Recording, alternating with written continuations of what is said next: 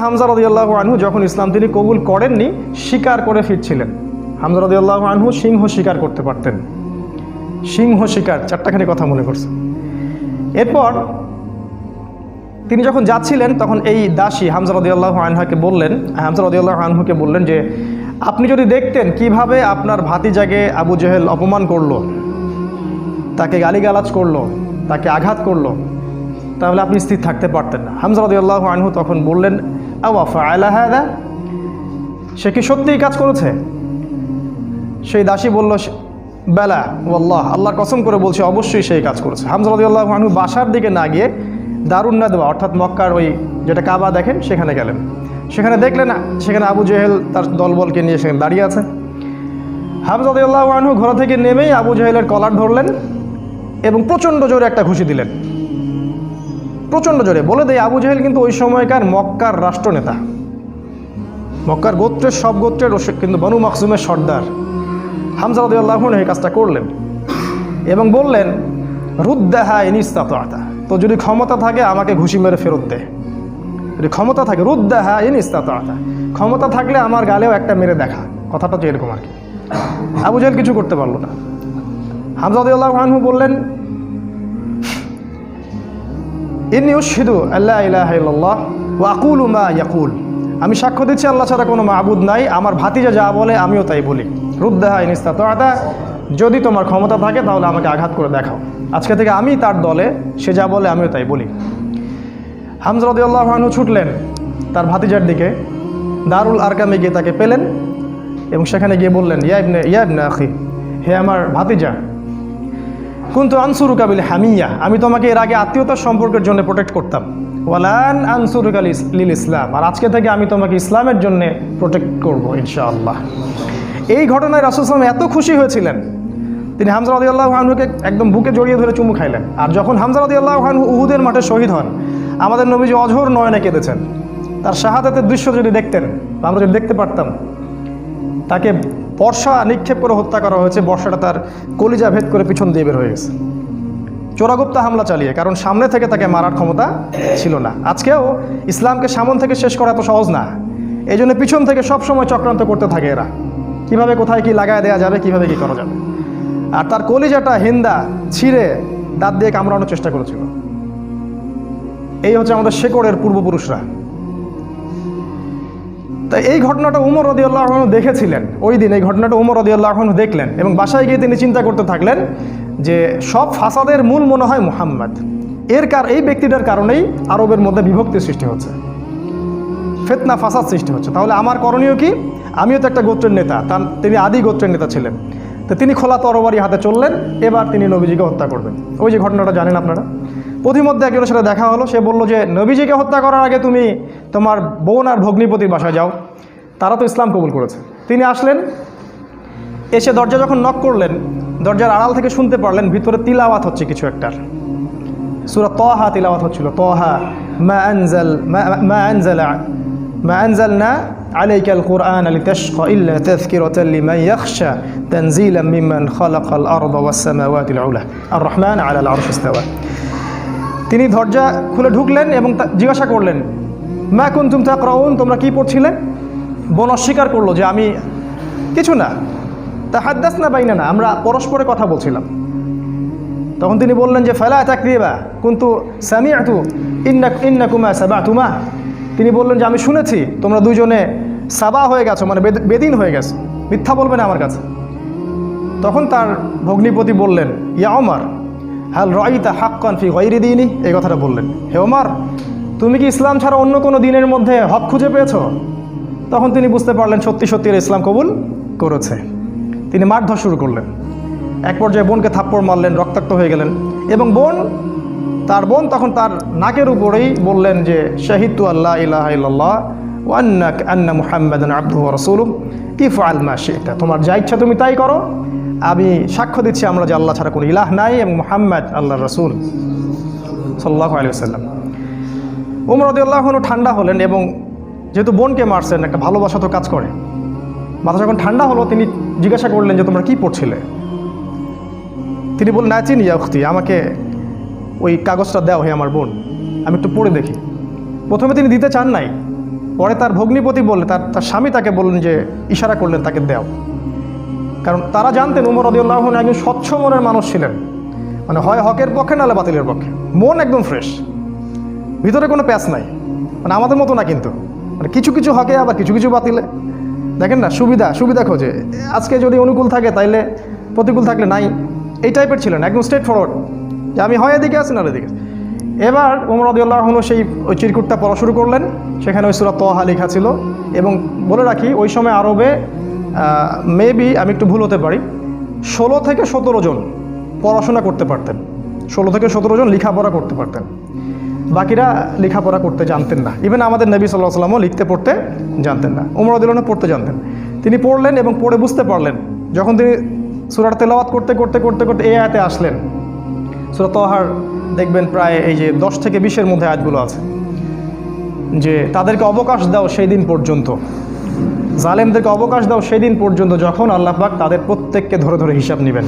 এই আয়াতগুলো যখন তিনি পড়তে লাগলেন, তখন তার হৃদয়টা গুলে, মানে আল্লাহর কালাম তো, তিনি বুঝতে পারছেন তিলাওয়াত, তিনি আর থাকতে পারলেন, স্থির থাকতে পারলেন না। তিনি একটা কথা বলেন, আমিন হাদা ফাররাত কুরাইশ, কুরাইশরা কি এটা থেকেই পালাচ্ছে? তার ইশারা করলেন যে কুরাইশরা এখান থেকেই পালাচ্ছে। তিনি চোখ দিয়ে দরদর করে পানি পড়তে লাগলেন এবং তিনি বললেন, খুজুনি ইলা রাসূলিল্লাহি ওয়া আসহাবিহি, আমাকে আল্লাহ রসুল এবং তার সাহাবীদের কাছে নিয়ে চলো, আযহাবু ইলাইহি ওয়া আসলিমু, আমি তার কাছে যাব এবং ইসলাম কবুল করব। তিনি চললেন দারুল আরকামের দিকে, সেখানে ছিলেন হামজা রাদিয়াল্লাহু আনহু, ওই যে কিছুদিন আগে ইসলাম কবুল করছেন। হামজা রাদিয়াল্লাহু আনহু একজনকে পাঠালেন, দরজায় দেখো কে নক করছে। সে গিয়ে দেখলো, সাহাবীর নাম সম্ভবত খাব্বাব রাদিয়াল্লাহু আনহু। তিনি দেখলেন ফুটা দিয়ে যে ওমর ইবনুল খাত্তাব দরজার বাইরে তরোয়াল হাতে আছে। তিনি ভয় পেয়ে গেলেন, ভিতরে এসে বললেন, ক্বাদ জাআ ইবনুল খাত্তাব বিসাইফ, ইবনুল খাত্তাব তরবারি হাতে এসেছে। তখন ওমর, সবাই ভয় পেয়ে গেলেন, আবু বকর সিদ্দিক সহ, যে এবার না জানি কি হয়, কিয়ামত হয়ে যাবে এখানে, কারণ তার প্রচণ্ড রাগ ছিল। তিনি যে কত বড় যোদ্ধা ছিলেন সেটা বদরের মাঠে গেলে বুঝতে পারবেন, বদরের মাঠে আমরা যখন যাবো ইনশাআল্লাহ। তো হামজা রাদিয়াল্লাহু আনহু বললেন, মা লাকুম ক্বাদ ওয়াজিদতুম, তোমাদের কি হয়েছে, তোমরা ভয় পাচ্ছ কেন? ইফতাহু লাহুল বাব, তার জন্য দরজাটা খুলে দাও। লাউ ইউরিদ বিহি খায়রান ইয়াসলিম, সে যদি উত্তম কিছুর জন্য আসে ইসলাম কবুল করবে। আও ইউরিদ গায়রা যালিক ইয়াকুনু কতলুহু আলাইনা হাইয়িনা, আর যদি ও খারাপ কোনো ইন্টেনশন এখানে আসে, ওকে আমরাই ধরে মেরে ফেলে দিব। এই যে হামজা, উনিও কাউকে টারান না, তুমি এত বড় যোদ্ধা তো কি হয়েছে, আমরাও তোমার চেয়ে কম না। তো তিনি উমর রাদিয়াল্লাহু আনহুর কলারটা ধরে ভিতরে নিয়ে আসলেন, নিয়ে এসে দরজার সাথে ঠেকিয়ে দিয়ে বললেন যে, আলা তানতাহি হাত্তা ইয়ানজিলাল্লাহু বিকা কারিয়া, আলা তানতাহি হাত্তা ইয়ানজিলাল্লাহু বিকা কারিয়া, তুমি কি ততদিন পর্যন্ত বিরত হবে না যতদিন না আল্লাহ পাক তোমার উপরে কোনো শাস্তি আযাব পাঠাচ্ছেন আসমান থেকে? এইভাবে তিনি ধমক দিলেন আর কি। তো উমর রাদিয়াল্লাহু আনহু ঠান্ডা হলেন, কারণ উনি তো ইসলাম কবুল করতে সেখানে আসছেন। এরপর রাসূল সাল্লাল্লাহু আলাইহি ওয়াসাল্লাম সেখানে বের হলেন। তিনি রাসূলের সামনে দাঁড়িয়ে, ওমর ইবনুল খাত্তাব রাসূলের সাল্লাল্লাহু আলাইহি ওয়াসাল্লামের সামনে দাঁড়িয়ে বললেন, ইয়া রাসূলুল্লাহ, হে আল্লাহর রাসূল, জিতুকা উমিনু বিল্লাহি ওয়া রাসূলিহি, আমি আল্লাহ এবং তার রাসূলের প্রতি ঈমানদার হয়েই এখানে এসেছি। ওয়া বিমা জিতা বিহি মিন ইনদিল্লাহ, এবং আপনি আল্লাহর পক্ষ থেকে যে কিতাব নিয়ে আসছেন তার প্রতি ঈমানদার হয়েই আমি এখানে আসছি। কালিমা সাক্ষ্য দিলেন, রাসূলকে বুক ভরে বললেন যে, এর আগ পর্যন্ত আমি ইসলামের যে বিরোধিতা করেছি, আজকের পর থেকে আমি ইসলামের পক্ষের শক্তি হয়ে কাজ করবো ইনশাআল্লাহ। আর তোমরা ইসলাম আমার আগে কবুল করে যত নেকি কামাই করেছো, আজকে থেকে ইনশাআল্লাহ আমি তোমাদেরকে টক্কর দিব ইনশাআল্লাহ। তিনি ঘর থেকে বের হয়ে গেলেন, প্রথমে গেলেন আবু জেহেলের বাসায়। আবু জেহেলের বাসায় নক করে বললেন, হ্যালো আলিমতা আন্নী কদ আসলামত, তুমি কি জানো যে আমি ইসলাম কবুল করেছি? বুকের পাঠা দেখছেন? দিন পালন করে বাসায় বলতেই পারে না যে আমি কোরআন সুন্নাহ ফলো করছি, আমি দিন পালন করছি। বাপের ভয়, মায়ের ভয়, সরকারের ভয়, নেতা খেতার ভয়, কত ভয়। আমাদের বাপদাদাই কি আসলে এরকম ছিলেন? তিনি আবু জেহেলের বাসায় গিয়ে বললেন, তুমি কি হাল আলিমতা আন্নী কদ আসলামত, আবু জেহেল তুমি কি জানলা যে আমি ইসলাম কবুল করছি? আবু জেহেল আকাশ থেকে পড়লো, হাল ফাআলতা হাদা, তুমি কি সত্যি এটা করেছো? লা তাফআল, এটা করিও না। ও ভয় পেয়ে যাচ্ছে, কারণ এ তো ইসলামে গেলে খবর আছে আমাদের। তখন উনি চোখ মুখ বড় করে বলেছেন, বাল ফাআল, আমি অবশ্যই ইসলাম কবুল করেছি। এরপরে গেলেন ওয়ালিদ বিন মুগিরার বাসায়, ওখানে একই কথা বললেন। তারপর আরেক কাফেরের বাসায় আরেক একই কথা বললেন। এরপর আসলেন কাবা ঘরে। কাবা ঘরে এসে বললেন যে ইয়া আইয়ুহান নাস, হে হে হে লোক সকল, ইলামু আন্নী কদ আসলাম, তোমরা জেনে রাখো আমি ইসলাম কবুল করেছি। ওয়ান শাহিদতু আল্লা ইলাহা ইল্লাল্লাহ ওয়া আন্না মুহাম্মাদুর রাসূলুল্লাহ, আমি সাক্ষ্য দিয়েছি আল্লাহ ছাড়া কোনো মাবুদ নাই, মুহাম্মদ সাল্লাল্লাহু আলাইহি ওয়াসাল্লাম আল্লাহর বান্দা এবং রাসূল। এরপরে লোকজন তাকে মারা শুরু করলো, সবাই তাকে মারা শুরু করলো। পারতেছিল না তার সাথে, তিনি একাই 8-10 জনকে ডিফেন্ড করতেছিলেন। এক পর্যায়ে সেখানে আরও কিছু গোত্রনেতা আসে এবং তাদের মারামারিটা বন্ধ করে দেন। এবার দেখেন, মারামারি বন্ধ করে দিয়ে একজন ওমর রাদিয়াল্লাহু আনহুকে বলছিলেন যে আফালা কুনতা কাতামত, ওমর তুমি কি চুপ থাকতে পারতে না? এই যে আমাদের হিকমা আছে না, চুপ থাকো। ওমর তুমি কি চুপ থাকতে পারতে না?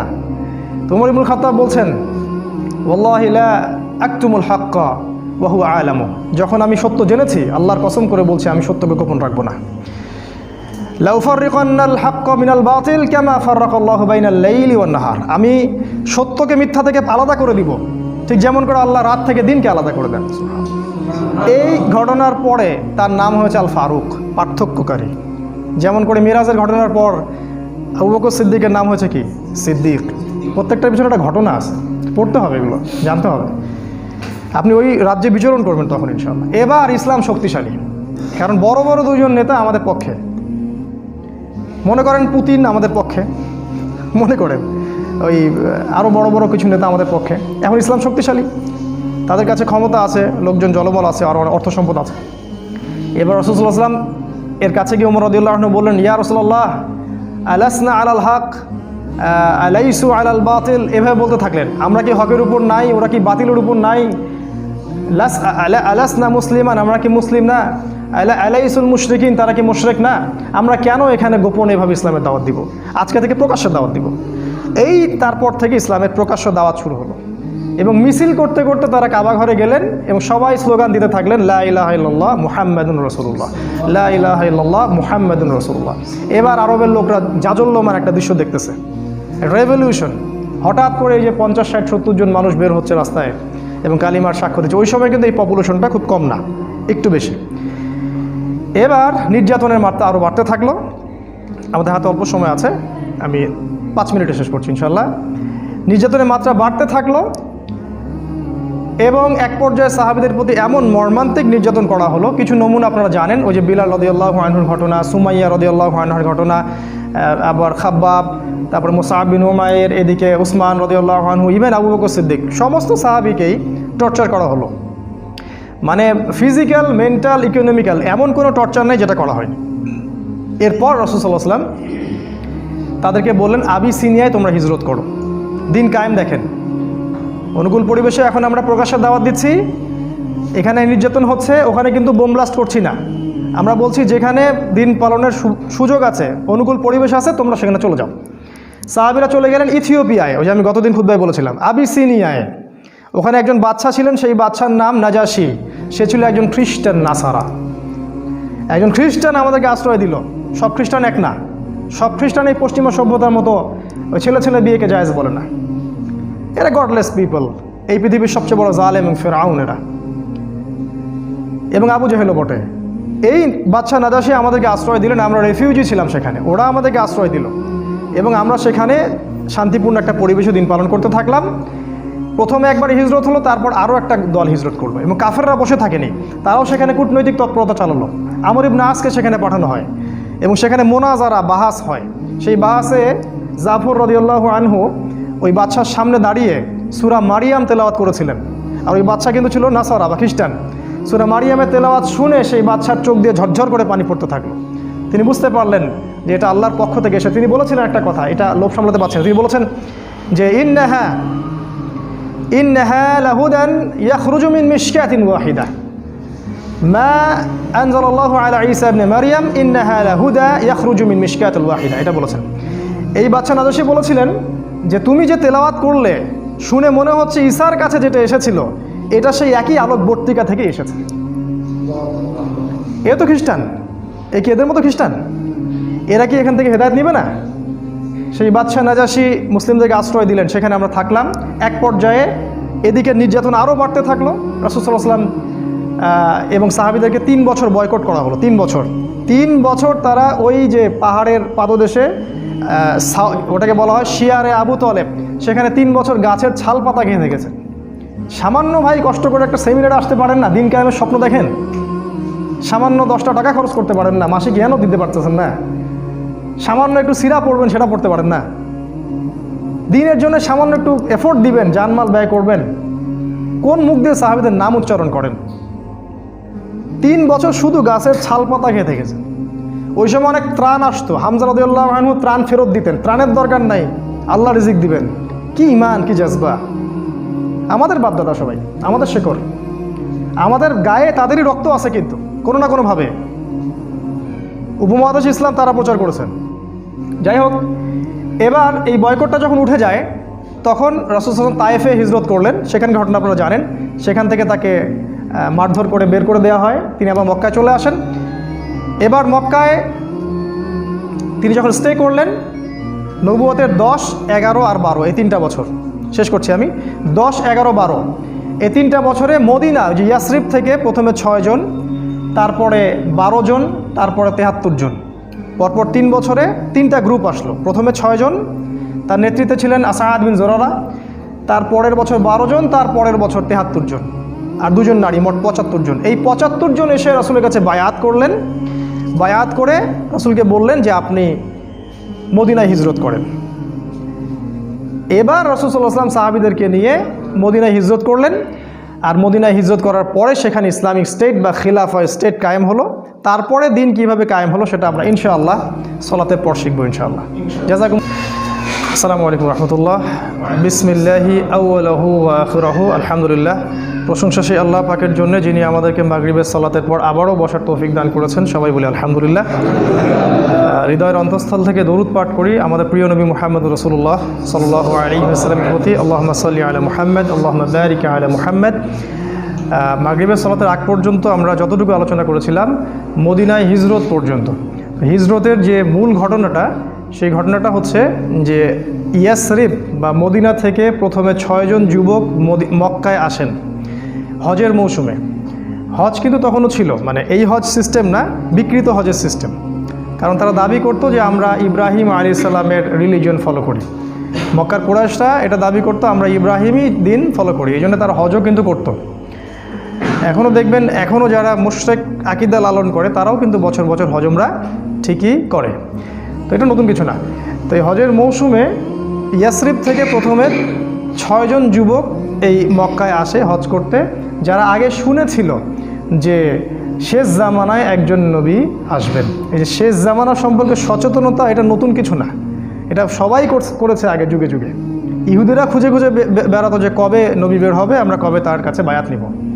যখন দেখলো নবী ইসমাইল আলাইহিস সালামের বংশ থেকে আসে, তখন তারা আর সেখান থেকে বায়াত নিল না, উদ্ধত অহংকার করলো। অথচ আমরা কিন্তু ওদের কাবা, বাইতুল মাকদাসকে কেন্দ্র করে দীর্ঘদিন নামাজ পড়েছি। এটা বোঝানোর জন্য যে একই সোর্স থেকে সব নবী এসেছেন। যাই হোক, এই 6 জন যুবকের নেতৃত্ব দিয়েছিলেন আসাদ বিন জুরারাহ রাদিয়াল্লাহু আনহু নামে একজন সাহাবী। তিনি রাসূল সাল্লাল্লাহু আলাইহি ওয়াসাল্লামের সাথে দেখা করলেন 6 জন সাহাবীকে সাথে নিয়ে। আমাদের নবীজি সাল্লাল্লাহু আলাইহি ওয়াসাল্লাম কোরআন পাঠ করে শোনালেন, তাদেরকে ইসলামের দাওয়াত দিলেন এবং এই 6 জন ইসলাম কবুল করলেন আলহামদুলিল্লাহ। এই প্রথম মদিনা থেকে কেউ এসে ইসলাম কবুল করলো। এর আগ পর্যন্ত দেখলেন দীর্ঘ 10 বছর কত চড়াই উতরাই আমাদেরকে পার হতে হলো। এদিকে কাফেরদের নির্যাতন কিন্তু ব্যাপক হচ্ছিল। বয়কট করেছে 3 বছর, তার পরের বছর খাদিজা রাদিয়াল্লাহু আনহা মারা যান, একই বছর চাচা আবু তলেবও মারা যান, মাত্র 3 দিনের ব্যবধানে সম্ভবত। এবং এতে করে নির্যাতন আরও বেড়ে যায়, ওখানে থাকা আমাদের জন্য কষ্টকর হয়ে যায়। তখন নবীজি চাচ্ছিলেন হিজরত করার জন্যেই, আল্লাহ পাকের আদেশের অপেক্ষা করছিলেন। এই জন্য প্রথমে তিনি আবিসিনিয়ায় পাঠিয়েছেন সাহাবীদেরকে, তারপর নিজে গিয়েছেন তায়েফে। আপনারা জানেন তায়েফ থেকে তাকে রক্তাক্ত হয়ে ফিরে আসতে হয়। তায়েফবাসী ইসলাম কবুল করেনি। সেখানে 3 জন ভাই ছিল, আব্দে ইয়ালাইল, আব্দে মাসউদ আর হাবিব বিন আমর। এরা নবীজিকে পাথর নিক্ষেপ করে মাথা ফাটিয়ে দিয়েছিল।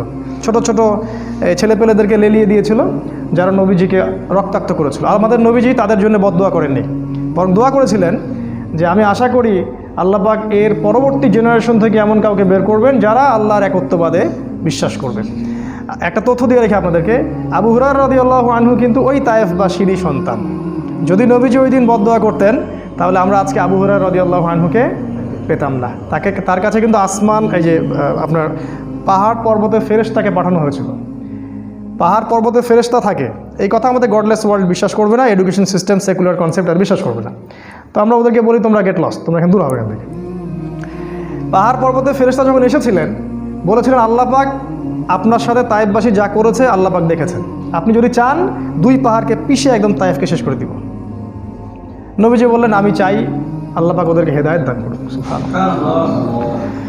তো যাই হোক, এরপরে নবীজি হিজরতের অপেক্ষা করছিলেন, এই সময় ঘটনাটা ঘটে। 6 জন ইয়াসরিবের যুবক আসেন, তারা ইসলাম কবুল করেন। তারপর তাদেরকে আবার নবীজি পাঠিয়ে দেন, মদিনায় পাঠিয়ে দেন, বলেন তোমরা ওখানে দাওয়াতি কাজ করতে থাকো। পরের বছর মানে নবুয়তের এটা ছিল 10ম 11তম বর্ষে তারা আরও 6 জনকে সাথে নিয়ে আসে। দেখেন দিন কায়েম কেমন করে হচ্ছে, প্রথমে গোপন দাওয়াত, তারপরে প্রকাশ্য দাওয়াত, তারপরে একদম যখন আমাদের জনবল বেশি হয়ে গেল, মানে বড় বড় নেতা খেতা মানুষ টাইপের সবাই আমাদের দলে চলে আসলো, তখন আমরা আরও মানে কি বলবো ফ্রিকোয়েন্সির সাথে দাওয়াত দিয়ে শুরু করলাম, এবং যত ফ্রিকোয়েন্ট দাওয়াত হবে তত নির্যাতন বেশি হবে, এটাই সুন্নাহ।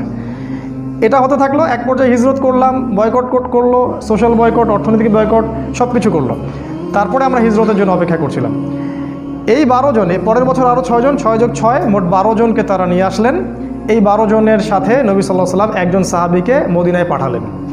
বিখ্যাত সেই সাহাবী, তার নাম হচ্ছে মুসআব বিন উমাইর রাদিয়াল্লাহু তাআলা আনহু। তিনি প্রচণ্ড রকম ধনীর দুলাল ছিলেন, ইসলামের জন্য সব ছেড়ে দিয়েছিলেন। যখন উহুদের মাঠে তাকে শহীদ করা হয় তখন তাকে কবর দেওয়ার মতো একটা জামা পর্যন্ত পাওয়া যায়নি, তাকে ঘাস দিয়ে ঢেকে কবর দেওয়া হয়েছে। আমরা যারা দায়ী তার কি মুসআব বিন উমাইর? বাংলাদেশে লক্ষ লক্ষ এই যে সিজনে বক্তব্য হবে, এরা কি সবাই মুসআব বিন উমাইর? আলাদা জিনিস। এই দায়ী ইসলামের ইতিহাসের প্রথম দায়ী। কুইজ আসবে আপনাদের অনেক সময়, জিজ্ঞাসা করে অনেকে, দেখবেন ইসলামের ইতিহাসে প্রথম দায়ীকে, এই মুসআব বিন উমাইর রাদিয়াল্লাহু আনহু। তাকে নবীজি পাঠালেন এই 12 জনের সাথে মদিনায়। এবার তিনি গিয়ে মদিনার ঘরে ঘরে দাওয়াত দিতে থাকলেন। আর মদিনায় ছিল আওস এবং খাজরাজ, 2টা গোত্র আপনারা জানেন। মদিনায় ছিল আওস এবং খাজরাজ, এর পাশাপাশি কিছু ইহুদি ছিল, বনু নাজির, বনু কোরাইজা, আর কি একটা কি জানি বনু কাইনুকা, মাশাআল্লাহ জাযাকাল্লাহ। এই 3টা গোত্র ছিল ওই মদিনায়। আর কিছু কিছু মুশরিকও ছিল। এই মুশরিকরা পরে মুনাফিক হয়ে যায় আর কি, আব্দুল্লাহ বিন উবাইয়ের অনুসারী। তো তিনি ঘরে ঘরে দাওয়াত দিতে থাকলেন এবং মাশাআল্লাহ আল্লাহ পাক দাওয়াত কবুল করলেন, এবং আস্তে আস্তে আস্তে আস্তে প্রায় 70-75 জন মানুষ ইসলাম কবুল করলেন মাশাআল্লাহ। প্রত্যেকেই এই মুসআব বিন উমাইর রাদিয়াল্লাহু আনহুর মাধ্যমে ইসলামের হেদায়েতটা পেলেন। চিন্তা করেন তাকে আল্লাহ পাক কিয়ামতের মাঠে কী নেকিটা দিবেন ইনশাআল্লাহ। এবার ওখানে হিজরত করার পটভূমি রচিত হলো, মানে এমন কোনো জায়গায় যাওয়া যাবে না দিনের ব্যাপারটা নিয়ে হিজরত করে যেখানে আমাদের লোকাল সাপোর্ট নাই। প্রতিটা জায়গায় আপনি একটা দলিল পাবেন। একটু ঠান্ডা মাথায় চিন্তা করেন, দেখেন নবী কীভাবে দিন কায়েম করেছেন। ওখানে লোকাল সাপোর্ট পেলাম, আওস এবং খাজরাজ তারা ইসলাম কবুল করলো। এবার নবুয়তের 13তম বর্ষে এই 75 জন, 73 জন পুরুষ আর 2 জন নারী। যদি জিজ্ঞাসা করি ভাইয়া 2 জন নারীর একজনের নাম বলো, হয়তো বলতে পারবেন না। জানা উচিত ছিল। ক্যাটরিনা কাইফকে তো সবাই চিনে, তাই না? সাকিবের স্ত্রীর নাম জানে, নুসাইবা, একজনের নাম হচ্ছে নুসাইবা রাদিয়াল্লাহু আনহা, তিনিও উহুদের মাঠে যুদ্ধ করেছেন বীর বিক্রমে। আরেকজনের নাম আসমা, তিনিও মাশাআল্লাহ একজন বলিষ্ঠ সাহাবী ছিলেন। ইনি আবু বকর সিদ্দিকের মেয়ে না, আরেকজন। তো এই 2 জন নারী আর 73 জন পুরুষ রাসূলের কাছে আসলেন নবুয়তের 13তম বর্ষে। এবার এই বায়াত হচ্ছে। বায়াত তো বোঝেন, আমাদের এই মানে দল সংগঠন বা পীর মুরিদির বায়াত না, এটা বায়াত 2টা ক্ষেত্রে হয়, এক নবীর হাতে অথবা ইসলামী রাষ্ট্রপ্রধানের হাতে। এই 2টা সেক্টরে বায়াত হয়েছে ইসলাম, অন্য কোনো সেক্টরে বায়াত হয়নি। At the same time Abu Bakr Siddiq বায়াত নিচ্ছেন, অন্য সাহাবীরাও বায়াত নিচ্ছেন, এমন কোনো ঘটনা নাই। ইসলামী স্টেটের খলিফা যিনি হবেন তার হাতে আপনি বায়াত নেবেন, জনগণ মৌখিক স্বীকৃতি দিবে। আর নবীর হাতে সবাই হাতে হাত রেখে বায়াত নিতেন, মহিলারা বাদ দিয়ে। বায়াত কিসের উপর হলো? 6টা বিষয়ের উপরে। বিষয়গুলো একটু বলি। 1 নাম্বার, তারা আল্লাহর নবীর হাতে বায়াত করলেন হাতে হাত রেখে, যে আমরা আপনার কথা শুনবো এবং মানব। যারা অ্যাসোসিয়েশন করতে চান, ফাউন্ডেশন করেন বা দিন কায়েম করতে চান, ছোট স্কেলে হোক আর বড় স্কেলে হোক, যেই নেতা হোক না কেন, সে হাবশি গোলামও হোক না কেন, সে যদি কোরআন এবং সুন্নাহ অনুযায়ী আপনাদেরকে পরিচালিত করে, তার কথা আপনাকে শুনতে হবে, মানতে হবে। প্রথম বায়াতের এটা সেক্টর ছিল। আমরা হাতে হাত রেখে বায়াত করতে বলিনি, শিক্ষাটার কথা বলছি। না হলে কোনো অ্যাসোসিয়েশন, কোনো সংগঠন, কোনো ফাউন্ডেশন বা কোনো দাওয়াতি কাফেলা টিকবে না, অসম্ভব। শ্রবণ আনুগত্য নাই, সামি'না আতা'না নাই, টিকবে না।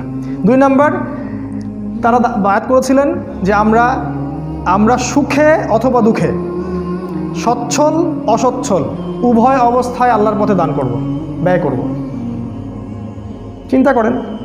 3 নাম্বার বলেছে আমরা সৎ কাজের আদেশ করব। 4 নাম্বার অসৎ কাজে নিষেধ করব। 5 নাম্বার সত্য প্রচারে নিন্দুকের নিন্দার পরোয়া করব না। চিন্তা করতে পারেন কি বিষয়ের বায়াত হচ্ছে। সত্য প্রচারে কারো নিন্দার পরোয়া আমরা করব না। 6 আমরা আপনাকে হে নবী এমনভাবে প্রোটেক্ট করব, মানে হেফাজত করব মদিনায় ইনশাআল্লাহ, যেভাবে আমরা আমাদের স্ত্রী সন্তানদেরকে হেফাজত করি। এই 6টা বিষয়ের উপর তারা হাতে হাত রেখে বায়াত করলেন এবং তারা জিজ্ঞাসা করলেন যে ইয়া রাসূলুল্লাহ এগুলো করলে আমরা কি পাবো? রাসূল সাল্লাল্লাহু আলাইহি ওয়াসাল্লাম বলেন আল জান্নাত, তোমরা জান্নাত পাবে। এবার নাজিল হলো সূরা তাওবার 111 নম্বর আয়াত। ওই যে নিশ্চয়ই আল্লাহ মুমিনদের জান মাল ক্রয় করেছেন এই জান্নাতের বিনিময়ে। এই হলো আয়াতের পটভূমি। ইন্নাল্লাহা আশতারা মিনাল মুমিনিনা আনফুসাহুম ওয়া আমওয়ালাহুম বিআন্না লাহুমুল জান্নাহ। যখন আপনি এই বিষয়গুলো জানবেন তখন কোরআন হাদিস পড়ে মজা পাবেন, কখন কোনটা কোন জায়গায় আসছে। এবার নবীজি হিজরত করলেন, একা না, তিনি সবার শেষে গেলেন। প্রথমে সাহাবীদেরকে পাঠিয়ে দিলেন। নেতা যে হবে সে আগে বিপদ ফেস করবে, তার অনুসারীদেরকে সে আগে সিকিউর জায়গায় নিয়ে যাবে, তারপর সে যাবে। একজন নেতাকে হতে হবে আত্মত্যাগী। আগে কর্মীদের স্বার্থ দেখতে হবে, তাদের মেন্টালিটি বুঝতে হবে, কার মানসিকতা কি, কার মধ্যে কি পোটেনশিয়াল আছে। তিনি যাকে তাকে দাওয়াত দিতে পাঠান নাই, মুসআব বিন উমাইরকেই পাঠিয়েছেন, কারণ তিনি জানতেন যে তার মধ্যে এই যোগ্যতাটা আছে। তারপর তিনি হিজরত করলেন। আপনারা জানেন ওই হেরা গুহায় কি হলো, গারে সাউরে কি হলো। এদিকে 100 উটের ঘোষণা হলো, ধরে আনতে পারলে 100 উট দেওয়া হবে। আল্লাহ পাক তাকে নিরাপদে পৌঁছে দিলেন মদিনায়। এইবার মদিনায় গিয়ে ইসলামিক স্টেট কায়েম হলো। কিভাবে? আওস এবং খাজরাজের সাহাবীরা আনুগত্য করলেন এবং রাসূল সাল্লাল্লাহু আলাইহি ওয়াসাল্লামকে ইসলামিক স্টেটের প্রেসিডেন্ট বানিয়ে দিলেন। আল্লাহ পাক এই ওয়াদাটা করেছিলেন। সূরা নূরের 55 নম্বর আয়াতটা পড়ে দেখবেন। আল্লাহ পাক আগেই বলেছিলেন যে ওয়া'আদাল্লাহুল্লাযীনা আমানু ওয়া আমিলুস সলিহাতি লা ইস্তাখলিফান্নাকুম ফিল আরদ কামা ইস্তাখলাফাল্লাযীনা মিন ক্বাবলিকুম। আয়াতটা শোনেন। আল্লাহ পাক বলছেন নিশ্চয়ই আল্লাহ ওয়াদা করেছেন যারা ঈমানদার এবং যারা সৎ আমল করে যে আল্লাহ পাক তাদেরকে অবশ্যই খেলাফত দান করবেন। সূরা নূরে আছে 55 নম্বর আয়াত। খেলাফত পাওয়ার শর্ত এটা, আপনাকে ঈমানদার হতে প্রকৃত আমল সলেহ করতে হবে। একটা বড়, শেষের দিকে আরও 2টা শর্ত আছে। 1, আল্লাহর সাথে শিরিক করা যাবে না। আর 2 নাম্বার, আল্লাহ যখন ক্ষমতা দিবেন তখন ইনসাফ ছাড়া অন্য কোনো দুর্নীতি করা যাবে না, তাহলে শক্তি নষ্ট হয়ে যাবে, খেলাফত চলে যাবে, যেটা হয়েছে এখন আমাদের আর কি। খেলাফা কায়েম হয়ে গেল এবং ওখানে ইহুদিদের সাথে একটা চুক্তি হলো। আওস খাজরাজ ইহুদি সবার সাথে একটা চুক্তি হলো, কারণ ওরা ইসলামিক স্টেটের মধ্যে চলে আসলো। ওরা পছন্দ করেনি নবীকে, তারপরেও তাদেরকে সেখানে থাকতে তারা বাধ্য হলো। এবং মুশরিক যারা ছিল ওখানকার, তারা মুনাফিক হয়ে আব্দুল্লাহ বিন উবাইয়ের নেতৃত্বে ইসলামের শত্রুতা করতে থাকলো। তারা বাহ্যিকভাবে ইসলাম কবুল করলো ঠিকই, কিন্তু অভ্যন্তরীণ দিক থেকে তারা ইসলামকে পছন্দ করেনি। আর আমাদের নবী এই সনদটার নাম দিয়েছিলেন মদিনা সনদ। আজকে যদি প্রতিটা মুসলিম দেশ, অ্যাটলিস্ট মুসলিম দেশ মদিনা সনদ অনুযায়ী চলতো, তাহলে আমাদের সমাজের অবস্থা আজকে এমন হতো না। মুখে খালি বলি আমরা মদিনা সনদ, কোনো মদিনা সনদের এগুলা বাস্তবায়ন নেই, সবই বোগাস, আইওয়াশ, খালি মানুষকে ধোকা দেওয়া। এরপর কি হলো? এরপরে আমরা কিন্তু দেখেন স্টেট পেলাম। দেখেন ইসলামিক আইন বাস্তবায়ন কখন হলো? যখন আমরা স্টেট পেলাম। তারপরে মক্কায় কোনো ইসলামিক আইন বাস্তবায়ন করলেন না নবীজি। মক্কায় যখন সাহাবীদেরকে নির্যাতন করা হচ্ছিল, সাহাবীরা বলছিলেন আমাদেরকে যুদ্ধের অনুমতি দেন ইয়া রাসূলুল্লাহ, আমরা আল্লাহর পথে যুদ্ধ করব এই মুশরিকদের বিরুদ্ধে। আমাদের নবীজি কিন্তু বলছেন সবর করো, ইসবির ইয়া আলা ইয়াসির ইন্নামা উইদাকুমুল জান্নাহ, তোমরা ধৈর্য ধরো, তোমাদের জন্য জান্নাত আছে। ওই সময় ধৈর্যটাই ছিল আমাদের জিহাদ, কারণ মক্কায় আমাদের এরকম পরিবেশ ছিল না। কখন কি করতে হবে দিন কায়েমের ক্ষেত্রে বুঝতে হবে। মদিনায় গিয়ে আমরা পেলাম ইসলামিক স্টেট, আমাদের স্টেট, আমাদের সার্বভৌমত্ব, মদিনার চুক্তি হয়ে গেল। এবার আমরা ইকোনমির দিকে ফোকাস করলাম, অর্থনীতি শক্তিশালী করা শুরু করলো, সামরিক প্রশিক্ষণ দেওয়া শুরু করলো, সাহাবীরা অস্ত্রশস্ত্র বানানো শুরু করলেন, একদম কূটনৈতিক তৎপরতা শুরু হলো এবং সারিয়া অভিযান শুরু হলো। আজকে ওই গোত্রে তো কালকে ওই গোত্রে, কারণ আমাদের মিলিটারি পাওয়ার আছে। এখন আমরা ফোর্সফুলি অন্য গোত্রে যাচ্ছি এবং গিয়ে ওদেরকে ইসলামের দাওয়া দিচ্ছি। কোনো কোনো ক্ষেত্রে ওরা যদি অন্যায় করে আমাদের বিরুদ্ধে, আমরা ওখানে অস্ত্র দিয়ে প্রতিবাদ করছি। এক পর্যায়ে মুশরিকরা মক্কার, তারা যখন বদর প্রান্তে আসলো, তখন আমরা ওখানে গেলাম। আমরা আক্রমণ করিনি বদরে। তোমরা যারা ইসলামকে জঙ্গিবাদের আর এই যে সন্ত্রাসের ধর্ম বানিয়েছো মিডিয়ার মাধ্যমে, তোমাদের মতো ছোট লোক এই পৃথিবীতে কারণ নাই। আর এদের মতো বড় মিথ্যাবাদী এই পৃথিবীতে কারণ নাই, কেউ নেই। বদরে ওরা আক্রমণ করেছিল, আমরা ডিফেন্ড করেছি প্রথম, এবং ওদের সৈন্য সংখ্যা ছিল 1000, আমাদের মাত্র 300 জন। ওদের 70টা উট, এতগুলা ঘোড়া, আমাদের মাত্র 2টা ঘোড়া। অসম যুদ্ধ, কোনো ক্যালকুলেশনই মিলবে না যুদ্ধ। তারপরে আল্লাহ পাক ওই যুদ্ধে আমাদেরকে বিজয় দান করলেন। যুদ্ধের ঘটনা অনেক ডিটেলস আজকে বলার সময় নাই, এতটুকু বলছি ওই যুদ্ধে আল্লাহ পাক ফেরেশতাদেরকে দিয়ে আমাদেরকে সহযোগিতা করেছেন। যদি আজও সেই ঈমান, সেই আমল, সেই তাকওয়া থাকে, সেই ইসলাম থাকে, আজকেও আল্লাহ পাক ফেরেশতাকে নামায় আমাদেরকে হেল্প করতে পারেন ইনশাআল্লাহ। এবং সেটা হচ্ছেও পৃথিবীতে। দেখবেন বিভিন্ন জায়গায় অনেক মুসলিম ভাই যারা দীর্ঘদিন ধরে এই কুফফার, এই ফাসেকা জালেমদের বিরুদ্ধে দাঁড়িয়ে আছে, আপনি দেখবেন তাদের হাতে এমন কোনো অস্ত্রশস্ত্র নাই, কিন্তু তারপরেও বড় বড় পরাশক্তিরা ওদের সামনে মাথা নত করতে বাধ্য হচ্ছে। দেখছি না আমরা এগুলো মিডিয়ার মাধ্যমে। এখন আল্লাহ পাক সাহায্য করেন। আল্লাহ পাক সূরা আনআমে, সূরা আনফালের মধ্যে বলেছেন যে আল্লাহ পাক প্রায় 5,000 3,000 ফেরেশতা আল্লাহ পাক পাঠিয়ে দিয়েছিলেন সেদিন মুসলিমদের সহযোগিতা করার জন্য। আল্লাহ পাক চাইলে আরও 1,000 পাঠাতে পারতেন। আল্লাহ বলেছেন এই কথাগুলো। বদরে জিতলাম আমরা, এবং শোচনীয় পরাজয় ওদের। 70টা বড় বড় নেতাকে শেষ করে দেওয়া হলো, একটাকেও বাকি রাখা হয়নি। আর বলে দেই, এই মক্কায় কিন্তু নবীজি এদের নাম ধরে ধরে বদদোয়া করেছিলেন। আপনারা হয়তো জানেন, মক্কায় নবীজি এদের নাম ধরে ধরে বদদোয়া করেছেন, আল্লাহ একে দেখে নিও, একে দেখে নিও, একে দেখে নিও। তাই আজকে যারা ইসলামের বিরুদ্ধে শত্রুতা করছেন বা আলেম ওলামাদেরকে ঢুকাচ্ছেন ভিতরে, তাদের বদদোয়া খুব খারাপ জিনিস। এই বদদোয়া থেকে বেঁচে থাকবেন। আপনার মসনদ গুঁড়া গুঁড়া হয়ে যাবে ওদের বদদোয়ায়। আপনাদের মসনদ, অহংকার, এই যে জুলুমের ভিত্তিতে গড়া এই সাম্রাজ্য একটা বদদোয়া চুরমার হয়ে যাবে ইনশাআল্লাহ। আলেম ওলামাকে এইভাবে কষ্ট দিবেন না। আজকে এগুলো বলার কেউ নাই, বলতে হচ্ছে আমাদেরকে। নবী সাল্লাল্লাহু আলাইহি ওয়াসাল্লাম নাম ধরে ধরে দোয়া করেছিলেন, সবগুলো লাশ বদরের কূপে পাওয়া গেছে। আপনারা জানেন, ছোট ছোট কচি কাঁচা সাহাবী, বয়স 12, 13, 14, এরা আবু জাহেলের গলা কেটে হত্যা করেছে। আব্দুল্লাহ বিন মাসউদ তার গলাটা নিয়ে এসে রসুলের সামনে দিয়ে দিয়েছেন, এই যে আবু জাহেলের মাথা শেষ, সব বড়াই দম্ভ শেষ, জাহান্নামে চলে গেল। এর পরের বছর তারা উহুদে আসলো প্রতিশোধ নিতে। এবারও আমরা যুদ্ধে জিতছিলাম, গুটিয়ে নিচ্ছি আমি। এবারও কিন্তু আমরা যুদ্ধে প্রায় জিতেই গিয়েছিলাম। নবীজি বলেছিলেন, এই পাহাড় থেকে তোমরা 50 জন নামবে না। যদি দেখো আমাদেরকে পাখি ঠোকরাচ্ছে লাশের উপরে, তারপরেও তোমরা এই 50 জন এখান থেকে নামবে না। নেতার আদেশ, ভালো করে দেখেন।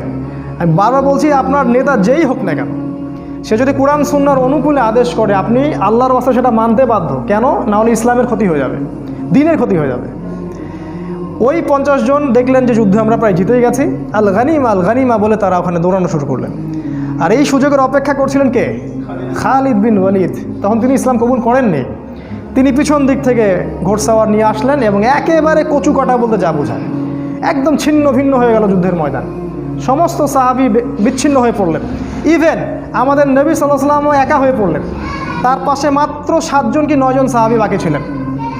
আমাদের নবীজি বললেন, কে আছো এদের থেকে আমাকে প্রোটেক্ট করবে?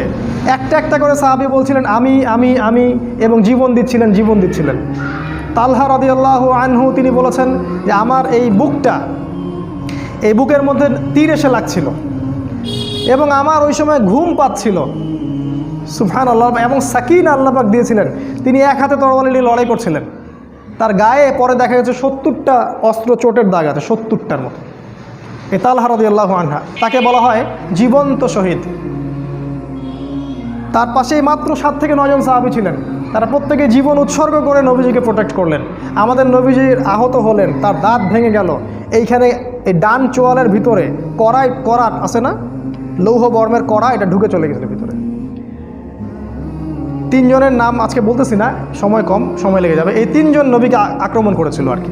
ইবনু কামিয়া একজনের নাম, একজন সাদ ইবনে আবি ওয়াক্কাসের ভাই, এরা মিলে নবীকে আক্রমণ করেছিল। তো নবীজি রক্তাক্ত হলেন, আহত হলেন, এবং সাহাবীরা প্রায় 70 জন সাহাবী শহীদ হয়ে গেলেন। তার মধ্যে বিখ্যাত সাহাবী হামজা রাদিয়াল্লাহু আনহু ছিলেন, যাকে বর্ষা নিক্ষেপ করে হত্যা করা হয়। এই মুসআব বিন উমাইর রাদিয়াল্লাহু আনহুও শহীদ হয়ে গেলেন। এগুলো বলার আমার খুব পিপাসা ছিল, ইনশাল্লাহ পরে এক সময় হবে। যে এই সাহাবীর ডান হাত কেটে ফেলা হয়, ডান হাত দিয়ে অস্ত্র চালাচ্ছিলেন, ডান হাত কেটে ফেলা হয় অস্ত্রের আঘাতে, তারপর বাঁ হাত দিয়ে তরোয়াল চালাচ্ছিলেন। একজন মুসলিম কখনো পরাজিত হয় না, শেষ পর্যন্ত সে সার্ভাইভ করার চেষ্টা করবে। তারপর তিনি বুকের সাথে পতাকাটাকে জড়িয়ে রেখেছিলেন। এই অবস্থায় তাকে দ্বিখণ্ডিত করে হত্যা করা হয়। এই হলো মুসআব বিন উমাইর রাদিয়াল্লাহু আনহু। এরকম অসংখ্য সাহাবী, 70 জন সাহাবী সেদিন শহীদ হয়ে গেলেন। কেন? ওই যে নেতা আদেশ করেছিলেন, ওখান থেকে নেমো না, যদি আমাদেরকে দেখো পাখি ঠোকরাচ্ছে তাও নেমো না। তারা কিন্তু দৌড়ালেন গানিমা, এই ভুলের মাসুল দিতে হলো। এবং সাময়িকভাবে আমরা উহুদ যুদ্ধে কিন্তু মোটামুটি বলা যায় পরাজিত দ্বার প্রান্তে চলে গেলাম। যদিও বা তারপরে ওই সাহাবীদের মাধ্যমে এবং আল্লাহ রাসূল ডাক দিলেন, এই সাহাবীরা তোমরা আমার কাছে চলে আসো। তখন সাহাবীরা যখন তার কাছে আসলেন, নবী সাল্লাল্লাহু আলাইহি ওয়াসাল্লাম আস্তে আস্তে করে উহুদ পাহাড়ের দিকে উঠে গেলেন এবং তাকে সেভ করা হলো। কিন্তু ব্যাপক ক্ষতি হয়ে গেল ইসলামের, 70 জন সাহাবী শহীদ হয়ে গেলেন। এই হলো উহুদ। তারপরে আসলো খন্দক। পরের বছর তারা আবার আক্রমণ করলো। এবার তারা ওই ইহুদিদের সাথে চুক্তি করে আক্রমণ করলো। ভিতরের ইহুদি বনু কুরাইজার সাথে চুক্তি করে তারা আক্রমণ করলো। ভিতরেও শত্রু, বাইরেও শত্রু। কি করবে এখন? সালমান আল ফারসি তিনি পরামর্শ দিলেন, ইয়া রাসূলুল্লাহ, সামনে একটা খন্দক খুঁড়ে ফেলেন। এটা হচ্ছে পারস্যের টেকনিক, মানে ওই সময় ইরাক ইরান এই জায়গার টেকনিক, যুদ্ধ টেকনিক, কৌশল। খন্দক থাকলে ওরাও আসতে পারবে না, আমরাও ডিফেন্ড করতে পারবো। আমাদের নবীজি খেয়ে না খেয়ে সেই খন্দক খুঁড়লেন নিজে, খালি পেটে, পেটের মধ্যে পাথর বেঁধে। প্রত্যেক সাহাবীকে 10 হাত করে জায়গা দেওয়া হলো, তোমরা খোঁড়ো। আজকে আমরা যারা দিনের রিপ্রেজেন্টেটিভ আর কি, দিনের জন্য কিছু কিছু কাজ করতে নিজের অপমান মনে হয়, ছোট মনে হয়, তাই না? আমাদের নবীজি নিজে সেখানে খন্দক খুঁড়লেন, এত বড় নেতা হয়েও। আজকে আমাদের অপমান ফিল হয় দিনের জন্য কাজ করতে। দিনের কোনো কাজই ছোট না। এবং ওই সময় অনেক মোজেজা দেখা গেল, নবীজির বরকতে খাবার বেড়ে গেল, অনেক ঘটনা ঘটেছে আর কি। যাই হোক, ওরা আক্রমণ করলো কিন্তু ওরা কিছু করতে পারলো না, কারণ খন্দক ছিল। এই প্ল্যানটা খুব মাস্টার প্ল্যান ছিল। এই টেকনিকটা আরবের কেউ তখন দেখে নাই, প্রথম দেখা হলো। আর সালমান আর ফারসিকে আল্লাহ রসুল একজন বুকে জড়িয়ে ধরলেন। তিনি বলেন, সালমান মিন আহলি বাইত, সালমান আজকে থেকে আমার পরিবারের একজন। সুবহানাল্লাহ, চিন্তা করছেন, সালমান আমার পরিবারের একজন আজকে থেকে। এই জন্য শিয়ারা তাকে নিয়ে একটু বেশি বাড়াবাড়ি করে, এই জন্য বুঝবেন, এখন বুঝবেন জিনিসগুলো। তারপরে এবার সেখানে একজন বিখ্যাত সাহাবী ছিলেন, সাদ ইবনে মুআজ রাদিয়াল্লাহু আনহু। তার একটা কথা ছিল, এই কথাটা বলে আমি আগাচ্ছি। তিনি বলেছিলেন, ইয়া রাসূলুল্লাহ, আপনি যুদ্ধ করেন, আমরা মুসাকে তার কওম যা বলেছিল আমরা কখনো আপনাকে সেটা বলবো না। আপনি যদি আমাদেরকে নিয়ে সমুদ্রে ঝাঁপাতে চান, আমরা আপনার সাথে সমুদ্রেও লাফ দিতে প্রস্তুত আছি। পাবেন এরকম অনুসারী? এখন এরকম মুসলিমরা পাবেন? এই সাদ বিন মুআজ রাদিয়াল্লাহু আনহুকে এই খন্দকের যুদ্ধে শহীদ করা হয় এবং তিনি দোয়া করেছিলেন, আল্লাহ, মুশরিকদের সাথে যদি কোনো যুদ্ধ বাকি থাকে আমাকে জীবিত রেখো। তিনি শহীদ হলেন এবং শহীদ হওয়ার আগে বললেন যে আজকের পর থেকে মুশরিকরা আমাদেরকে আর আক্রমণ করবে না, কারণ আমি আল্লাহর কাছে দোয়া করেছিলাম যদি মুশরিকদের সাথে কোনো যুদ্ধ বাকি থাকে আল্লাহ আমাকে আপনি বাঁচিয়ে রাখেন। আজকে আমি শহীদ হচ্ছি, তার মানে এরপর থেকে ইসলাম আরও সামনের দিকে যাবে, আর ওরা আমাদেরকে আক্রমণ করতে পারবে না। এবং তাই হলো। এরপর থেকে তারা আর আমাদেরকে আক্রমণ করতে পারলো না। এরপর থেকে সব কাউন্টার অ্যাটাক শুরু হলো এবং আমরা এবার অফেন্সিভলি অ্যাটাক করা শুরু করলাম। আগে আমরা ডিফেন্স করছিলাম, এবার আমরা অ্যাটাক করা শুরু করলাম। আস্তে আস্তে আরবের বিভিন্ন গোত্রগুলো আমরা আস্তে আস্তে করতলগত করলাম এবং 6ষ্ঠ হিজরিতে গিয়ে নবী সাল্লাল্লাহু আলাইহি ওয়াসাল্লাম হুদাই ওই যে ওমরা করতে যেতে চাইলেন, তারা পথ আটকে দিল এবং ওখানে খালিদ বিন ওয়ালিদ অন্যান্য সাহাবী, ওই সময় তারা মানে কুফার ছিলেন, তারা পথ আটকে দিল। সেখানে চুক্তি হলো, হুদায়বিয়ার চুক্তি, 10 বছর আমরা লড়াই করব না, আমাদেরকেও আপনাদের ওখানে গেলে আপনারা ফিরিয়ে দিবেন, আপনাদেরকেও আসলে আমরা ফিরিয়ে দিব না, ইত্যাদি। সবগুলোতে নবীজি বললেন ঠিক আছে, তোমরা যা বলবো তাই। কারণ নবীজি জানতেন কোনো মুসলিম মুরতাদ হয়ে তোমাদের দলে যাবে না, যদি আসে তাহলে তোমাদের থেকে আমাদের এখানে আসবে। এবং তিনি চাচ্ছিলেন, দেখেন মাস্টার প্ল্যানটা ছিল এই নবীজির মাস্টার প্ল্যান। দিন কায়েম মানে আপনাকে মাস্টার প্ল্যান করতে হবে, একদম বড় প্ল্যান, ছক কষে আপনাকে প্ল্যান মাফিক যেতে হবে। সেটা হলো নবীজি চাচ্ছিলেন আগে বড় শক্তিটার সাথে আমরা চুক্তিবদ্ধ হই, তারপরে আমি ছোট ছোট সবগুলোকে দেখে নিব। কারণ ছোট ছোট কারা? মদিনার মুনাফিক, ওই বনু কুরাইজা, বনু কাইনুকা, বনু নাজির, এদেরকে দেখতে হবে, কারণ এরা আমাদের খুব ক্ষতি করছে। ইহুদি হচ্ছে একটা সবচেয়ে বি ক্লাস একটা জাত আর কি। এবার নবীজি যখন মুশরিকদের সাথে 10 বছর চুক্তি হয়ে গেল, তিনি নিশ্চিত হয়ে গেলেন এরা আর আমাদেরকে এখন আক্রমণ করবে না, চুক্তিবদ্ধ আছি আমরা। এবার তিনি খায়বার অ্যাটাক করলেন কাউকে না জানিয়ে, ইভেন তার স্ত্রীকেও তিনি বুঝতে দিলেন না যে কালকে সকালে আমি আক্রমণ করতে যাচ্ছি। দেখেন কি মাস্টার প্ল্যান। এবং খায়বারের পতাকা দিলেন তিনি আলী রাদিয়াল্লাহু আনহুর হাতে এবং তিনি বললেন যে কালকে আমি এমন একজনের হাতে পতাকা দিব যাকে আল্লাহ ভালোবাসেন, তার রসুলও ভালোবাসেন। সবাই আশা করছিলেন যে আমি হব সেই সাহাবী, কিন্তু সকালবেলা তিনি খুঁজলেন আলী কোথায়। ওই ছোট্ট আলী যার কথা বললাম প্রথমে, বড় হয়ে গেছে এখন। উনি ইসলামের এমন কোনো যুদ্ধ নাই যেখানে রসুলের পাশে ছিলেন না, বদরেও, উহুদে, সব জায়গায়। আমাদের বাচ্চাদেরকে আলীর মতো তৈরি করতে হবে রাদিয়াল্লাহু আনহু। তো তাকে পতাকা দেওয়া হলো এবং বলা হলো যে তোমার দ্বারা যদি একটা ব্যক্তিও হেদায়েত পায় তাহলে সেটা হবে লাল উট কোরবানি করার চেয়ে বেশি নেকির কাজ। এখানে একটা ঘটনা ঘটে। আলী রাদিয়াল্লাহু আনহু যেটা দুর্গ জয় হচ্ছিল না, সেই দুর্গে একজন সেনাপতি ছিল, তার নাম হচ্ছে মারহাব। এই মারহাব এত বড় যোদ্ধা ছিল যে একাই সে 10-20 জনের সাথে লড়তে পারত।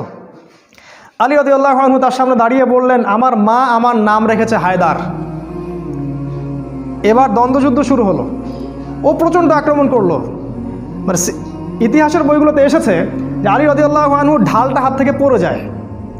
আর আলী রাদিয়াল্লাহু আনহুকে আল্লাহ পাক ওই সময় এমন শক্তি দেন যে হাত দিয়ে তিনি বা হাত দিয়ে লোহার কপাটটা খুলে ঢাল হিসেবে ব্যবহার করেছিলেন। এবং তার একটা কোপ এই মারহাবের মাথা থেকে শুরু করে একদম পা পর্যন্ত বডিটা পুরো দ্বিখণ্ডিত হয়ে গেল এবং তরোয়ালটা মাটিতে গেঁথে গেল। এইভাবে মারহাবকে নিহত হতে হয় এবং আলী রাদিয়াল্লাহু আনহুর মাধ্যমে এই দুর্গটা জয় হয়, নামুস দুর্গ।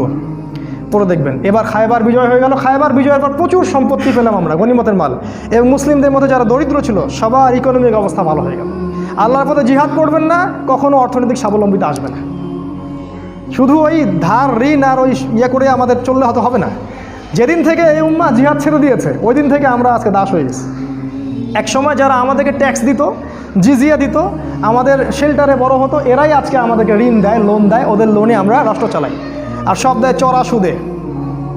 মানে সুদ খাওয়াবে আপনাকে এই কারণে যাতে আপনার দোয়া কবুল না হয়। আমি আজকে একটা হাদিস পড়েছি, 1 মিনিট, আমি এটা আগে কখনো পড়িনি। সেটা হচ্ছে সুদখোরদেরকে আমি শুধু সতর্ক করার জন্য বলছি, যারা রিবার সাথে সম্পৃক্ত থাকবে এবং বিনা তওবায় মারা যাবে, আল্লাহ পাক তাদেরকে যে শাস্তিটা দিবেন কিয়ামতের মাঠে সেটা হচ্ছে, দেখেন, তাদের পেটটা ফুলে থাকবে উঁচু।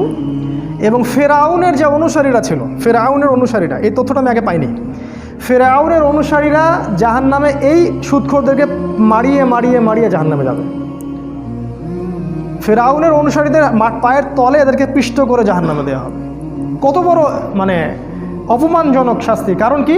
কারণ এই রিবার মাধ্যমে পুরো বিশ্বে একটা ফেরাউনি অর্থনৈতিক দাসত্ব সৃষ্টি করা হয়েছে। একই জিনিস ফেরাউন যা করেছে, রিবার মাধ্যমে এটা তাই করা হয়েছে। তো এবার সচ্ছলতা চলে আসলো।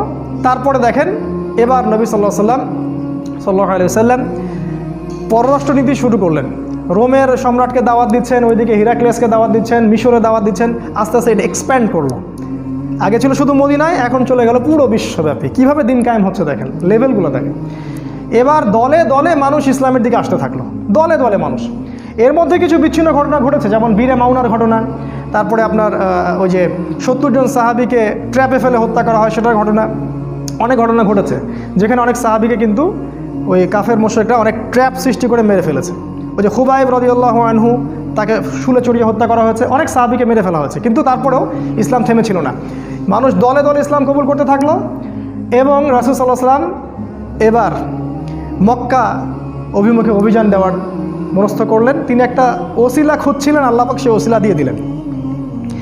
কারণ মদিনার শেল্টারে একটা গোত্র ছিল আর মক্কার শেল্টারে একটা গোত্র ছিল। কোনো না কোনোভাবে এই দুই গোত্রের একটা দ্বন্দ্ব হয়ে যায় এবং ওই মুশরিকদের আন্ডারে যে ছিল তারা মুসলিমদের একজন মানে যেটাকে বলে জিম্মি, তাকে হত্যা করে এবং তারা চুক্তি লঙ্ঘন করে। এবার নবী সাল্লাল্লাহু আলাইহি ওয়াসাল্লাম সুযোগ পেয়ে গেলেন, প্রায় লক্ষাধিক সৈন্য বলা হয় সাহাবী নিয়ে তিনি মক্কা অভিমুখে রওনা হলেন। এবং কাউকে না জানিয়ে উল্টো দিক দিয়ে, যাতে ওরা বুঝতে না পারে আমি মক্কায় যাচ্ছি। ট্যাকটিক কত স্মার্ট! তিনি দেখেন মুশরিকদের সাথে চুক্তি করে খায়বার অ্যাটাক করলেন, কারণ বড় শত্রু আমাকে এখন কিছু করতে পারবে না, এখন আগে একে দেখে নিই, তারপরে আমি একে দেখে নিব। আমাদের মতো ওই খালি মসজিদে আসো যাও এই কনসেপ্টে তিনি বিশ্বাসী ছিলেন না। প্ল্যান করে আগাতেন যে এরপরে কি তারপরে কি। তিনি কখনো ক্লান্ত হতেন না। এগুলো সুন্নাহ, স্ট্র্যাটেজিক সুন্নাহ। তারপর মক্কা যখন অ্যাটাক করা হয় তখন মক্কার মুশরিকরা বুঝে ফেললো আর আমাদের গত্যন্তর নাই। এবার আবু সুফিয়ান পর্যন্ত এসে কি করলো জানেন তো? আবু সুফিয়ান পর্যন্ত এসে নতজানু হয়ে ইসলাম কবুল করলো। কিন্তু প্রথমে কবুল করতে চায়নি, পরে কিন্তু কবুল করলো নতজানু হয়ে। এবং রাসূল সাল্লাল্লাহু আলাইহি ওয়াসাল্লাম বিনা যুদ্ধে পুরো মক্কাটাকে জয় করলেন। আমাদের নবী রাহমাতুল্লিল আলামিন মক্কার প্রতিটা মানুষকে মাফ করে দিলেন। তবে তিনি এক শ্রেণীর মানুষকে মাফ করেন নাই। কাবার গেলাফ ধরা অবস্থায় তাকে হত্যা করা হয়েছে। তারা কারা? যারা নবীজিকে গালি দিয়ে কবিতা লিখে কষ্ট দিয়েছিল, তাদেরকে তিনি মাফ করেননি। আর আজকে আমরা বাক স্বাধীনতার নামে আমাদের প্রিয় নবী মুহাম্মদ সাল্লাল্লাহু আলাইহি ওয়াসাল্লামের শানে, তার সম্মানে, তার ইজ্জতে আঘাত করি আর দাবি করি যে আমরা বড় মুসলিম কান্ট্রি, 90% মুসলিমের দেশ। সুবহানাল্লাহ। আল্লাহ পাকের কাছে দোয়া করে আল্লাহ পাক এদের মসনদকে গুড়িয়ে দেন, ধ্বংস করে দেন। যাদের নবীকে গালি দেওয়ার পর যাদের হৃদয়ে আঘাত লাগে না, যাদের কষ্ট হয় না, নিজের বাবাকে গালি দিলে কষ্ট লাগে, নবীকে গালি দিলে কষ্ট লাগে না, তাদের জন্য বদদোয়া ছাড়া আমাদের ভিতর থেকে দোয়া আসে না। কিছু করার নাই, মাফ করবেন, দোয়া আমাদের ভিতর থেকে আসে না, কারণ নবীর প্রতি আপনি রেসপেক্ট দেখাতে পারেননি। আমাদের নবী সবাইকে মাফ করে দিলেন, আনতুমুত তুলাকা, তোমরা সবাই আজকে ক্ষমাপ্রাপ্ত, তোমাদেরকে মাফ করে দিলাম। কিন্তু কাবার গিলাফ ধরা অবস্থাতেও তিনি ওই রাসূলকে গালি দানকারী ওই ব্যক্তিকে হত্যা করলেন, গলা কেটে ফেললেন, তাকে মাফ করলেন না। এবার ইসলাম দেখেন মক্কা, শুধু মদিনায় না, পুরো মক্কা জাজিরাতুল আরবে প্রতিষ্ঠা হয়ে গেল। এরপর তিনি তায়েফে আক্রমণ করলেন। ওই যে তায়েফ, যারা তাকে বের করে দিয়েছিল, দেখেন আজকে ফল না পেলেও দিনের কাজের ফল আপনি আগামীতে পাবেন। এত অধৈর্য হওয়ার কিছু নাই, এত অধৈর্য হবেন না। তায়েফবাসী তাকে বের করে দিল, তিনি পরে ওই তায়েফ অ্যাটাক করলেন, সেখানে আবার ইসলামের পতাকা প্রতিষ্ঠিত হলো। এরপর তিনি হুনাইন অ্যাটাক করলেন। হুনাইন, সেখানে কিন্তু সাহাবীদের মধ্যে একটা চেতনা ছিল যে আমরা জিতব। আল্লাহ পাক ওই যুদ্ধে কিন্তু ওদেরকে একটা শিক্ষা দিয়েছেন। সূরা তওবায় দেখবেন সাহাবীরা বলেছিল আমরা আজকে সংখ্যায় অনেক, আমাদেরকে কে হারাতে পারবে। কিন্তু ওই সময় পদস্খলন হলো এবং অল্প কিছু হুনাইনের সৈন্য কাফের, তারা কিন্তু মুসলিমদেরকে একটা ছিন্ন ভিন্ন অবস্থা করে ফেলল। এটাকে শিক্ষা কি? কখনো সংখ্যা এগুলো নিয়ে গর্ব করতে নাই। কাম মিন ফিআতিন কলিলা গালাবাত ফিআতান কাসীরা, কতই না ক্ষুদ্র দল বড় বড় দলের উপর বিজয়ী হয়েছে। প্রতিটা যুদ্ধে আমরা ছিলাম অল্প সংখ্যক। আমাদের শক্তি ঈমান থেকে আসবে। আরবিতে একটা প্রবাদ আছে, এটা বলি, লোভ সামলাতে পারছি না। আল ইয়াদু লা ইয়াহমিলু সাইফ আল কলবু ইয়াহমিলুহু, আরবিতে বলে যে হাত তরোয়ালি ধারণ করে না, তরোয়াল কলব ধারণ করে। মানে কলিজা লাগে তরোয়াল ধরতে, হাত লাগে না। এটা হচ্ছে বাংলা কথা আর কি। তো ওই যে সংখ্যা আধিক্য, এগুলো আমাদের পাওয়ার না, আমাদের পাওয়ার ঈমান, তাকওয়া এবং তাওহীদ ও সুন্নাহ। এবার হুনাইনও আমাদের আন্ডারে চলে আসলো। দেখেন পুরো জাজিরাতুল আরবে আমাদের আন্ডারে চলে আসলো। এবার বিদায় হজ হলো, নবীজি সবার সামনে ভাষণ দিলেন। বিদায় হজের ভাষণ নিয়ে আলাদা খুতবা দেওয়া যাবে, এত বিশাল এবং শিক্ষণীয় ভাষণ। তিনি সমস্ত শিরক, সমস্ত যে বেদাত, সমস্ত দুর্নীতি, পাপাচার, সুদ পায়ের তলে পিষ্ট করে দিলেন এবং পুরো আরবের মধ্যে ভাই ভাই ভ্রাতৃত্ব ছড়িয়ে দিলেন। তিনি বললেন আজকে থেকে অনারবের উপর কোনো অধিকার নাই, আরবের উপর কোনো কর্তৃত্ব নাই, লালের সাদার উপর কোনো কর্তৃত্ব নাই, সাদার কালোর উপর কোনো কর্তৃত্ব নাই। কুল্লুকুম মিন আদম, তোমরা সবাই আদম সন্তান, ওয়া আদম মিন তুরাব, এবং আদম মাটির সন্তান। ইসলামী ভ্রাতৃত্ব প্রতিষ্ঠা হলো, পুরো জাজিরাতুল আরব ইসলামের করতলগত হলো। এরপর আপনারা জানেন আবু বকর সিদ্দিক, ওমর, উসমান, আলী, আর অনেক সময় চলেছে। ইভেন এই 1914 আগ পর্যন্ত খেলাফতের একটা সেল ছিল অটোম্যানদের মাধ্যমে। আর আজকে আমরা বিগত 100 বছর থেকে আমাদের অবস্থা মনে হচ্ছে আমরা মিসকিন, আমরা এতিম, আমাদের কেউ নাই, আমরা দুর্বল, আমাদের অর্থ নাই, অস্ত্র নাই, নেতা নাই। না, আমরা আজকে এই আলোচনাটা এই জন্য করলাম যাতে করে আপনারা শিকড় চিনতে পারেন। নবী সাল্লাল্লাহু আলাইহি ওয়াসাল্লাম এভাবে দাওয়াতি কাজ করে দিন কায়েম করেছেন। এটা হচ্ছে ইকামতে দ্বীনের সুন্নতি পদ্ধতি। শেষ করার আগে এতটুকু বলবো যে দেখেন, নবী সাল্লাল্লাহু আলাইহি ওয়াসাল্লামের সুন্নাহ এখনও আছে, আল্লাহ পাকের কিতাব কোরআন এখনও আছে, সে আল্লাহর ফেরেশতারা জীবিত আছেন, সে আল্লাহ পাক জীবিত আছেন। আমরা ইসলাম যারা ধারণ করি আমরাও এখনও মাঠে আছি। আমরা আল্লাহ পাককে ছেড়ে কাকে, কোন অদৃশ্য শক্তিকে ভয় করছি এই দিনের পথে বিজয়ের কাফেলায় অংশগ্রহণ করার বদলে? সে আল্লাহ এখনও জীবিত, সেই কোরআন সুন্নাহ আমাদের কাছে আছে। আজও যদি সেই ঈমান আমাদের কাছে থাকে, ইনশাআল্লাহ আবারও এই পৃথিবীতে খেলাফা কায়েম হবে ইনশাআল্লাহ। যেটা আল্লাহ পাক জানিয়েছেন আমাদেরকে তার নবীর মাধ্যমে, আগামী দিনগুলোতে ইনশাআল্লাহ আবারও জেরুজালেম থেকে সেই খেলাফা প্রতিষ্ঠিত হবে ইনশাআল্লাহ। ট্যাকটিক অ্যাপ্লাই করতে হবে, রাসূলের সুন্নাহ ফলো করতে হবে। যখন যে পরিবেশ পরিস্থিতি সেই অনুযায়ী কাজ করতে হবে। প্রথমে গোপন দেওয়া, দেন প্রকাশ্য দেওয়া, অনুকূল পরিবেশ, প্রয়োজনে হিজরত, ইসলামিক স্টেট, যুদ্ধ, জিহাদ, সামরিক প্রশিক্ষণ, সব কিছুই এর অন্তর্ভুক্ত। খালি একটা দিকে ফোকাস করলে দিন কায়েম কখনোই হবে না। আল্লাহ পাক আমাদের সবাইকে এই আলোচনাটাকে বোঝার তৌফিক দান করুন, আল্লাহুম্মা আমিন। আমাদের সবার মাঝে রাসূলের সুন্নাহকে জাগ্রত করুন, আমাদেরকে কোরআন এবং সুন্নাহর চেতনায় আল্লাহ পাক বলিয়ান করুন, এবং আমাদেরকে আল্লাহর জন্যে, আল্লাহর দ্বীনের জন্যে আমাদের জান, মাল, সময়, শ্রম যা আছে সব কিছু ব্যয় করে দিন প্রচার ও প্রতিষ্ঠা এবং একামতের দিনের কাজে আল্লাহ পাক আমাদেরকে নিবেদিত প্রাণ করে দিন, আল্লাহুম্মা আমিন। আকুলু কওলি হাযা আস্তাগফিরুল্লাহ লি ওয়া লাকুম ওয়া লিসাইরিল মুসলিমিন। যারা এই সেমিনারটা অ্যারেঞ্জ করেছেন, যারা অনেক শ্রম দিয়েছেন, কষ্ট করেছেন, তাদের সবাইকে আমরা জাযাকুমুল্লাহ খায়রান